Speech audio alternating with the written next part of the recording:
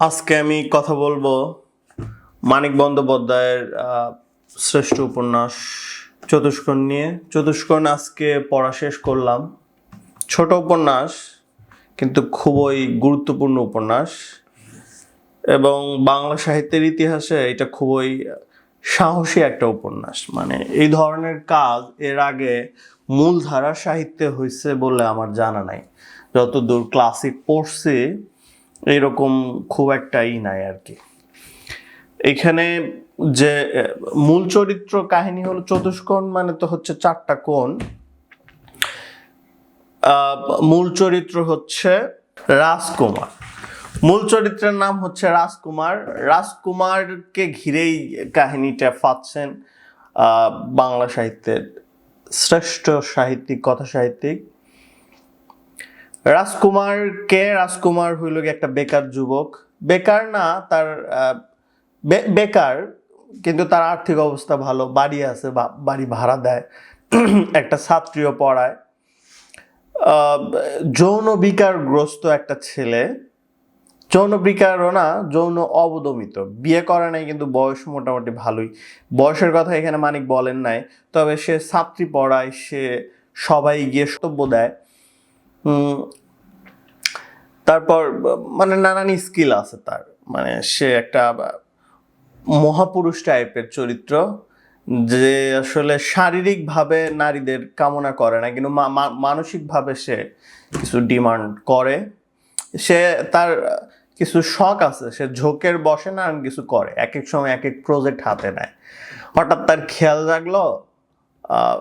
এখানে মূল গল্পটা কিন্তু চতুষ্কোণ, যেহেতু চারটা কোণ, চারটা নারী, পাঁচটাও ধরা যায়, গিরিকে যদি ধরা যায় পাঁচটা, কিন্তু গিরিকে আসলে বাদ দেওয়া হয়েছে প্রথমে একটা অঘটন ঘটানোর কারণে।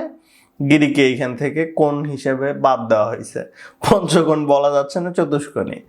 তো চতুষ্কোণে চারটা নারী, ষোড়শী, ঋণী, মালতী, আর হচ্ছে গিয়ে কালী। কালী হচ্ছে যে তার বাড়িতে ভাড়া থাকে, তারই দূরাত্মীয় একজন বোন। সেই বোনের কি জানা হয়, হয়তো ননদ, হয়তো অন্য কিছু। তো সেই বোন ভাড়া আসে এবং শেষ পর্যন্ত ভাড়া দিতে চায় না। সে বলে যে ভাড়া দিতে আমার সংকোচ লাগে, তাই তুমি কি করো, আমার বাড়িতে 3 বেলা খাও, টাকা দিব না। তো ভাড়া দেয় না, 3 বেলা খায়, ওইটাই শোধ দেয়। সেই বোনটা মনোরমা, সে চায় কালীকে রাজকুমারের সাথে বিয়ে দিতে, কিন্তু রাজকুমার আসলে বিয়ে, সংসার এইসবের প্রতি ইন্টারেস্টেড না। সে হইল গিয়ে নানান কিছু নিয়ে ভাবে, সে আসলে কিছু করতেও চায় না। সে ঘরে বসে থাকতে পছন্দ করে, মেয়েদের সাথে কথা বলতে পছন্দ করে, বিভিন্ন জায়গায় গিয়ে আড্ডা দিলেও আসলে কোনো কিছুর সাথে সে ইনভলভ হতে পারে না। সে আসলে বিচ্ছিন্ন মানুষ, কিছুটা ইন্ট্রোভার্ট টাইপের। তার ইনকাম নিয়েও টেনশন করতে হয় না, যেহেতু তার বাড়ি আছে এবং ছাত্রী পড়ায়। মনে হয় মানে এই ইনকাম নিয়ে বাংলা সাহিত্যের একটা বড় দুর্বলতা, যে এইখানে ক্যারেক্টারদের ডিটেলসগুলো বলা হয় না। মানে সে কি করে, মানে তার ইনকাম সোর্সটা কি, এটা তো একটা গুরুত্বপূর্ণই, কিন্তু এখানে নাই। এই একই কাজ দেখবেন যে শরৎচন্দ্রের ভেতরে আছে, রবীন্দ্রনাথের ভেতরে আছে, মানে চরিত্রগুলো রিয়েলিস্টিক না। সেম কাহিনী ঘটছে চতুষ্কোণের ক্ষেত্রে। চতুষ্কোণেও এইখানে মানে সমালোচনার মূল জায়গাটা যে এটা রিয়েলিস্টিক না। এখানে যদিও মানিক সে চেষ্টা করে নাই, মানিক বাস্তববাদী লেখক, কিন্তু চতুষ্কোণে উনি বাস্তবতার ধার ধারেন না। এখানে উনি একটা কাল্পনিক প্রজেক্ট হাতে নিয়েছিলেন। বাঙালির সহনশীলতা, যৌন বিষয়ে, নারী বিষয়ে সহনশীলতা কতটুকু, সে ধৈর্যের পরীক্ষা নিতে চাইছিলেন চতুষ্কোণে। এখন চতুষ্কোণ দুইটা গল্পের কথা, রাজকুমারের দুইটা খেয়ালের কথা এখানে আমরা জানতে পারি। প্রথম খেয়াল হচ্ছে যে সে কালী হচ্ছে অশিক্ষিত, ঘরকন্যার জন্য উপযুক্ত একজন তরুণী, যার বয়স 13, কিন্তু মনোরমা, মানে তার রাজকুমারের যে বোন দূরাত্মীয়, সে বলে যে তার বয়স 15, বাড়ায় বলে যাতে করে রাজকুমার ইন্টারেস্টেড হয় বিয়ের প্রতি। কালীকে কি করে, তার খেয়াল জাগে নারীর চরিত্রে, মানে শারীরিক গঠন অনুযায়ী তার মানসিক গঠন তৈরি হয়, বা আচরণগত বৈশিষ্ট্য মিল আছে শারীরিক গঠনের সাথে, এটার একটা প্রভাব আছে, শরীর মানুষের আচরণে প্রভাব ফেলে। এটা তার ফার্স্ট প্রজেক্ট। এই প্রজেক্টে সে কালীকে বিভিন্ন তার যে আরো যে 3জন বান্ধবী আছে এবং আরো অন্যান্য নারী আছে তাদের পাশে রেখে কালীকে দেখতে চায় এবং সে এটা করে।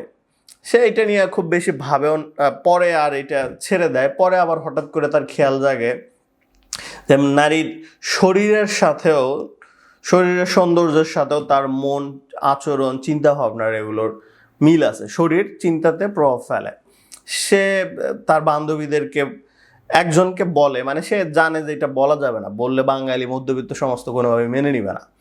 তো সে মধ্যবিত্ত না গিয়ে উচ্চবিত্তর বান্ধবী যে রিনি তাকে বলে, কিন্তু রিনি তো রাগে ফায়ার হয়ে যায়।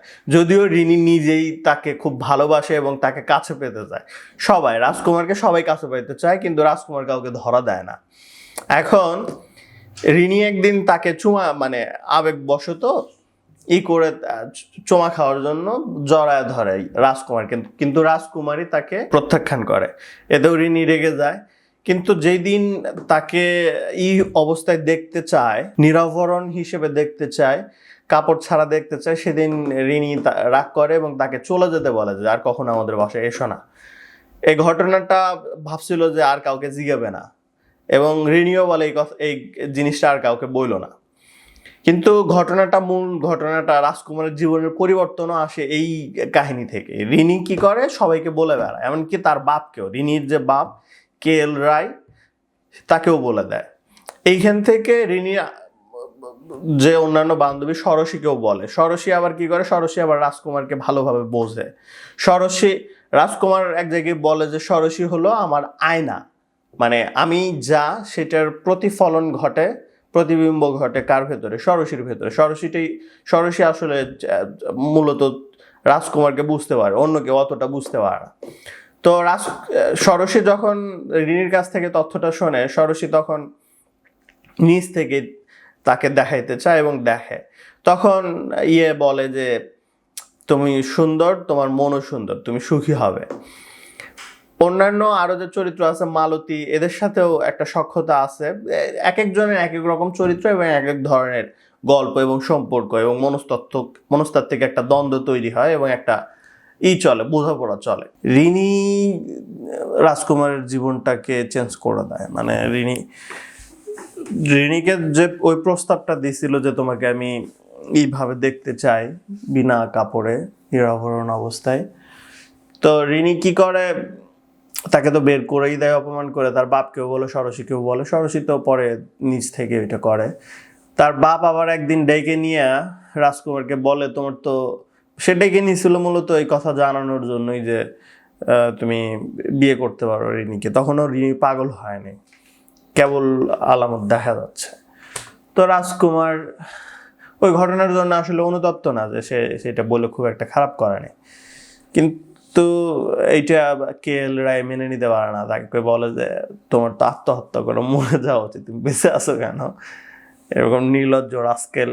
রিনি পাগল হয়ে যাওয়ার পরে রাজকুমার মানে বাস্তবতায় ফেরে। সে তখন নিজের মুখোমুখি হয় যে আসলে কি করতেছে।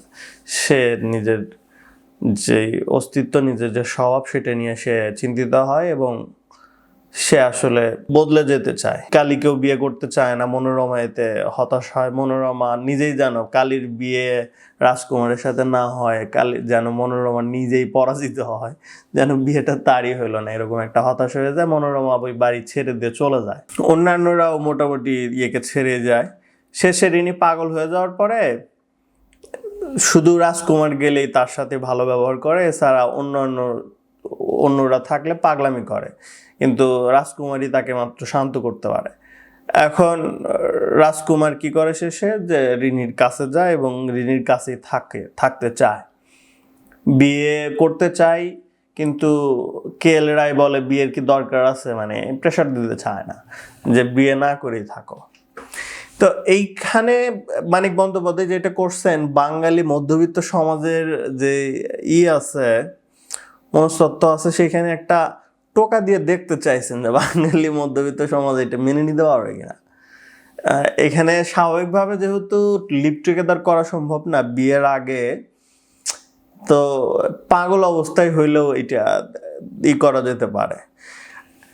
এখানে সমালোচনার বেশ কিছু জায়গা আছে। বাংলা সাহিত্যের লেখকদের একটা সিনড্রোম হইলো ওনারা নায়ক নায়িকাদেরকে, চরিত্রদেরকে হাওয়ার মানুষ বানান, ওনাদের ব্যাপারে ডিটেলস বলতে পারেন না। ডিটেলস মানে ওনার শক্তিমত্তার জায়গাই না, মানে ওই জায়গাটা গেলে, ডিটেলিংয়ে গেলে তো অনেক সময় দিতে হবে, তারপর হইলো গিয়া আরও কাজ করতে হবে, আরও চিন্তা করতে হবে। তো অলস বাঙালি মস্তিষ্কে হয়তো এটা খুব একটা টানে নাই, ওনারা এড়ায় গেছেন। রবীন্দ্রনাথের ভেতরে এই জিনিস আছে, এই সিনড্রোম আছে, শরৎচন্দ্রের ভেতরে আছে, মানিকের ভেতরেও আছে। এখানে যে রাজকুমার চরিত্র, এটাও একটা হাওয়ার চরিত্র, মানে কোনোভাবেই সম্ভব না। সে এমন একটা মহাপুরুষ যাকে দেখে সব নারীরা হয়ে যায়, উতলা হয়ে যায়, তাকে ভালোবাসার জন্য পাগল হয়ে যায়, কিন্তু সে আসলে ওগুলোর ব্যাপারে খুব একটা ইন্টারেস্টেড না। তো এই কাহিনী রাজকুমারের চরিত্র দেখেই নাকি হিমু বানাইছিল, মানে হিমু চরিত্রটাকে ডেভেলপ করছে হুমায়ুন আহমেদ। চতুষ্কোণ পড়তে গিয়ে, মানিকের চতুষ্কোণ পড়তে গিয়ে মনে হইলো ছিলেগোটার সেবাই। আমার মনে হলো যে আখতারুজ্জামান ইলিয়াসের যে ওসমানের যে চরিত্রটা, এটা রাজকুমারের সাথে মিল নাই, কিন্তু ওইখানে ওই যে ওসমান আর রানুর যে পড়ার যে সিকোয়েন্সটা, ওইখানে একটা চরিত্রগত মানে দৃশ্যগত মিল আছে। আরও কিছু জায়গা আছে। আপাতত এইটা নিয়ে একটা বিস্তারিত রিভিউ লিখতেছি। আজকে এই পর্যন্তই। Tata, bye bye.